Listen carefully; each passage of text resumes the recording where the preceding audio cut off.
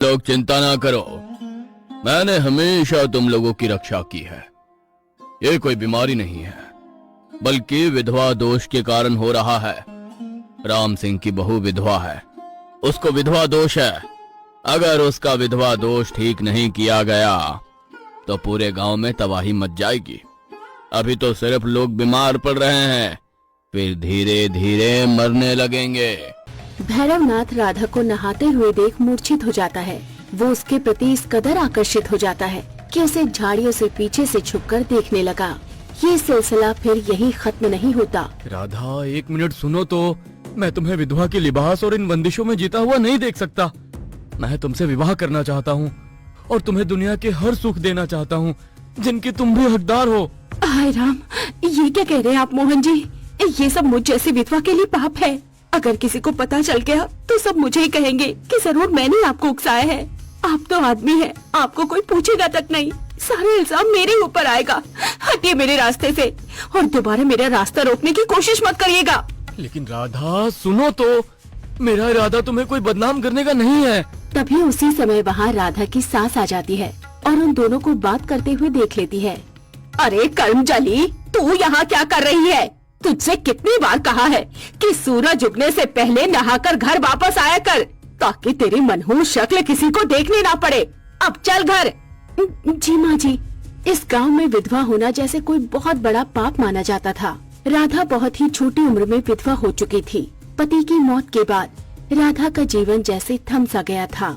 गांव वालों के नियम अनुसार उसे सूरज उगने से पहले तालाब से स्नान करके घर लौटना पड़ता था। समाज ने राधा के लिए और भी ऐसे कई नियम बनाए थे जिसमें उसकी जिंदगी मानो खत्म सी हो गई थी। उसका दिन एक अंधेरे कमरे से शुरू होकर उसी में खत्म हो जाता। क्या बात कर रही थी तू उस पराये आदमी के साथ? नहीं माँ जी, ऐसा कुछ नहीं है, आप गलत समझ रही हैं। दोबारा मुझे उस लड़के के साथ बात करती हुई दिखी ना तो तेरे ससुर को बता दूंगी, फिर क्या होगा तू जानती है ना। मोहन राधा का पड़ोसी था और शहर से डॉक्टरी की पढ़ाई करके आया था। वो गांव में अस्पताल खोलकर गांव वालों का इलाज करना चाहता था और उन्हें अंधविश्वास से बाहर निकालना चाहता था। वो राधा से प्रेम करता था, इसलिए उसे इस हालत में देख नहीं पा रहा था। उससे शादी करके उसे समाज के इस दलदल से बाहर निकालना चाहता था। वहीं इस गांव में अंधविश्वास का आतंक फैलाने वाला सबसे बड़ा ढोंगी एक साधु था जिसका नाम था भैरवनाथ। गांव वाले जैसे उसे भगवान मानते थे, उसके कही हुई हर बात को सच और अटल मानते थे। फिर एक दिन की बात है, राधा सुबह सुबह तालाब के पास स्नान कर रही थी। तभी वहाँ से भैरवनाथ गुजरता है और उसकी नजर स्नान करती हुई राधा पर पड़ती है। अरे ये क्या? इतनी सुंदर कन्या मैंने आज से पहले कभी नहीं देखी। भैरवनाथ राधा को नहाते हुए देख मूर्छित हो जाता है। वो उसके प्रति इस कदर आकर्षित हो जाता है कि उसे झाड़ियों से पीछे से छुपकर देखने लगा। ये सिलसिला फिर यही खत्म नहीं होता, बल्कि वो अब हर रोज स्नान करते हुए राधा को देखने के लिए आने लगा। इस लड़की की सुंदरता ने तो मुझे अपनी ओर इतना आकर्षित कर दिया है कि इसको पाना अब मेरा पागलपन बन गया है। तभी भैरवनाथ से झाड़ियों की पत्तियां हिल जाती हैं और राधा घबराकर चौकन्नी हो जाती है। कौन है? मैं पूछती हूँ, कौन है जो झाड़ियों के पीछे से छुप के झाँक रहा है?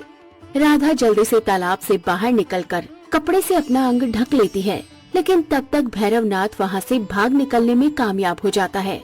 पर राधा ने उसे झाड़ियों से निकलते हुए देख लिया था। अखोरी साधु, रुक जा!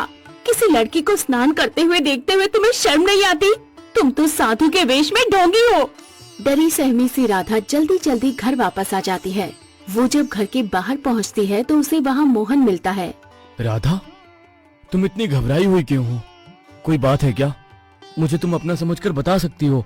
एक पल के लिए राधा मोहन को भैरवनाथ के बारे में सब सच बताने ही वाली थी, लेकिन फिर बताने से रुक जाती है क्योंकि उसे लगा इसमें भी उसे ही दोषी न समझ लिया जाए। ठीक है, मत बताओ। शायद तुम मुझे अभी भी अपना नहीं समझती। मैं शहर जा रहा हूँ और शहर से आकर गांव में एक अस्पताल खोलूंगा। उसके बाद पूरे समाज के सामने तुमसे शादी कर तुम्हें अपना बनाना चाहता हूँ। मेरा इंतजार करना। ये कहकर मोहन शहर चला जाता है। राधा साधु भैरवनाथ की इस हरकत के बारे में सोच सोचकर बहुत परेशान हो रही थी, लेकिन किसी को बता भी नहीं पा रही थी, क्योंकि अगर वो किसी को बताती तो कोई भी उस पर यकीन नहीं करता और सास ससुर तो उल्टा उसी को दोषी ठहराते। मुझे इस बारे में मोहन जी को बता देना चाहिए था। एक वही तो है इस दुनिया में जिनको मेरी फिक्र है। मेरा जी बहुत घबरा रहा है, ना जाने आगे क्या होगा। वहीं दूसरी तरफ भैरवनाथ अब राधा को किसी भी कीमत पर हासिल करना चाहता था। उसने कुएं के पानी में विषैली औषधि मिला दी और वो पानी पीकर गांव वाले बीमार पड़ने लगे। महाराज, महाराज हमें बचा लीजिए। हमारे गांव को ना जाने किसकी नजर लग गई। सारे गांव वाले बहुत बीमार पड़ रहे हैं। तभी गांव की एक औरत रोती हुई आती है और भैरवनाथ से कहती है, महाराज हम पर अपनी कृपा दृष्टि बनाइए। मेरे पति की तबीयत बहुत खराब है, बस अब आप ही हैं जो हमें इस आफत से बचा सकते हैं। बीमार गांव वालों की देखते ही देखते अंधविश्वासी साधु भैरवनाथ के सामने भीड़ लग जाती है और सब उसे भगवान समझकर इस बीमारी से बाहर निकलने के लिए उसके आगे गुहार लगाते हैं। तुम लोग चिंता ना करो, मैंने हमेशा तुम लोगों की रक्षा की है। ये कोई बीमारी नहीं है, बल्कि विधवा दोष के कारण हो रहा है। राम सिंह की बहू विधवा है, उसको विधवा दोष है। अगर उसका विधवा दोष ठीक नहीं किया गया तो पूरे गांव में तबाही मच जाएगी। अभी तो सिर्फ लोग बीमार पड़ रहे हैं, फिर धीरे धीरे मरने लगेंगे। बाबा, इस दोष को कैसे ठीक किया जा सकता है? राम सिंह, तुम्हारी बहू के सर से ये दोष उतारने के लिए तुम्हें कुछ दिन उसे मेरी कुटिया में भेजना पड़ेगा। मैं अपनी तंत्र विद्या से उसे ठीक करूंगा, और अगर ऐसा नहीं किया गया तो अनर्थ हो जाएगा। नहीं महाराज, हम कोई अनर्थ नहीं होने देंगे। मैं आज से ही राधा को आपके पास भेजूंगा। जब राधा को इस बारे में पता चलता है तो वो बहुत घबरा जाती है। माँ जी, बाबूजी, आपने आज तक मेरे साथ जो भी अत्याचार किया मैं चुपचाप सब सहती रही, लेकिन इस बार मैं आपका विरोध करती हूँ। मुझे कोई विधवा दोष नहीं है। शायद आप नहीं जानते वो कितना बड़ा पापी साधु है। वो झूठ बोल रहा है और वो रोज मुझे स्नान करते हुए झाड़ियों के पीछे से छुपके झांकता है। मुझे हासिल करने के लिए जरूर उसकी ये कोई चाल है। चुप हो जा कर्मजली, हमारे बेटे को तो खा गई, अब क्या पूरे गांव को खा जाएगी क्या? ज्ञानी महाराज पर इतना गंदा इल्जाम लगाते हुए तुझे शर्म नहीं आई?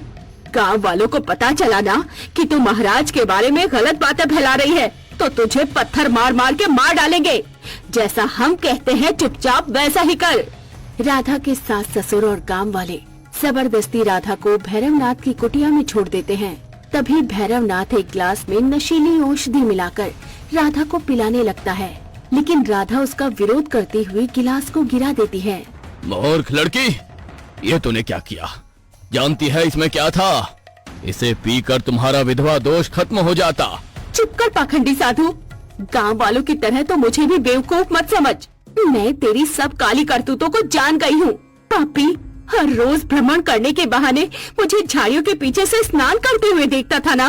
मूर्ख साधु, तू मुझे कभी हासिल नहीं कर सकता। जब सब जान ही गई है तो फिर नखरे करने का कोई फायदा नहीं। चुपचाप मेरी बात मान लो। तुम्हें तो पता ही है कि ये गांव वाले मुझ पर कितना विश्वास करते हैं।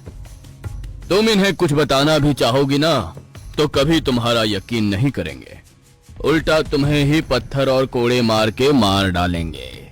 भैरवनाथ राधा के साथ जबरदस्ती करने लगा, लेकिन फिर राधा उसे धक्का देकर वहाँ से भाग जाती है। दुष्ट भैरवनाथ गुस्से में तालाब के पानी में और ज्यादा जहरीली औषधि मिला देता है। सुबह जब गांव वाले पानी पीते हैं तो पानी पीकर मरने लगते हैं। कर्मजली नास पीटी, तू बाबा की कुटिया से बिना इलाज करवाए भाग आई। तेरी इस हरकत से बाबा ना जाने कितना गुस्सा होंगे और अब गांव में भी ना जाने कितनी तबाही मच जाएगी। तभी गांव में पानी पीने से किसी की मौत हो जाती है और सारे गांव वाले इकट्ठा हो जाते हैं और राधा को दोषी समझ उसे भला बुरा कहने लगते हैं। ये सब इस विधवा की वजह से हुआ है। इसने बाबा का आदेश नहीं माना, तभी ये सब हुआ। इसे तो पत्थर मार मार कर मार देना चाहिए। ये लड़की बिना इलाज करवाए वहाँ से भाग आई, जिस वजह से इसका विधवा दोष और ज्यादा बढ़ गया है। अब गांव में घोर तबाही मचेगी और ज्यादा लोग मरने लगेंगे। बाबा, आप तो अंतर्यामी भगवान का रूप है ना। हम गरीबों पे कृपा करिए, हमें बचा लीजिए। बाबा, राधा समझ जाएगी, वो अब नहीं भागेगी। अगर नहीं समझेगी तो कल सुबह हम उसे गांव के चौराहे में पेड़ से बांध देंगे और फिर गांव वाले उसके साथ जो चाहे करें। माँ जी अब क्या कह रही है? आप समझ क्यों नहीं रही? ये साधु के वेश में दरिंदा है। चुप कर। कितनी बार कहा है कि विधवा को बोलने का हक नहीं है। ठीक है, तुम लोगों को एक मौका दिया जाता है। इस लड़की को आज फिर से मेरी कुटिया भेजा जाए, और अगर अब इसने भागने का नाटक किया तो फिर अनर्थ होने से मैं भी नहीं रोक सकता। हे भगवान, मोहन जी को जल्दी से भेज दीजिए, अब वही मेरी लाज बचा सकते हैं। राधा के इतना सोचते ही मोहन भी पुलिस को लेकर पहुंच जाता है और पुलिस भैरवनाथ को अरेस्ट कर लेती है। अरे ये क्या मोहन, तुम जानते नहीं हो ये हमारे बाबा हैं। इन्हीं के आशीर्वाद से ये गांव अभी तक सुरक्षित है। अरे इन्होंने गांव वालों के लिए कितना कुछ किया है, तुम भूल गए क्या? मैं सब जानता हूँ काका, और अब आप लोगों को भी सच से वाकिफ करवाना चाहता हूँ।